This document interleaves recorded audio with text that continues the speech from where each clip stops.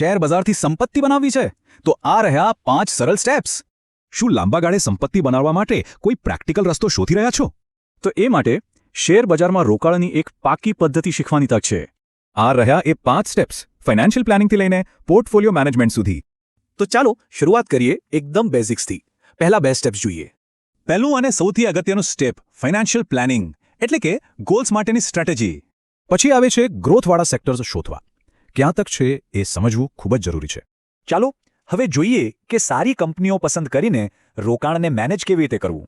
ત્રીજું સ્ટેપ છે best quality કંપનીઓ શોધવી. મજબૂત કંપની એટલે મજબૂત રોકાણ. અને ચોથું પોર્ટફોલિયો મેનેજમેન્ટ, એટલે કે રોકાણને સતત બેલેન્સ અને મેનેજ કરતા રહેવું. પણ આ બધી થિયરીને પ્રેક્ટિકલમાં કેવી રીતે વાપરવી? સારો સવાલ છે, ખરું ને? આ માટે એક ઇવેન્ટ છે જેમાં ઇન્ટરેક્ટિવ કેસ સ્ટડીઝ, નેટવર્કિંગ અને લાઈવ સવાલ જવાબ થશે. આ કોઈ નવી ઇવેન્ટ નથી. છેલ્લા 1 દાયકાથી દેશના 43 શહેરોમાં થઈ ચૂકી છે. અને સૌથી મોટી વાત, આ ઇવેન્ટ બિલકુલ ફ્રી છે. હા, જેની કિંમત 5000 રૂપિયા છે એ ઇવેન્ટમાં એન્ટ્રી તદ્દન ફ્રી છે. અને માર્ગદર્શન કોણ આપશે?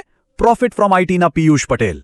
તો તારીખ નોંધી લેજો, શનિવાર 21 માર્ચ 2026. સમય છે સાંજે 5:59 થી 9:01.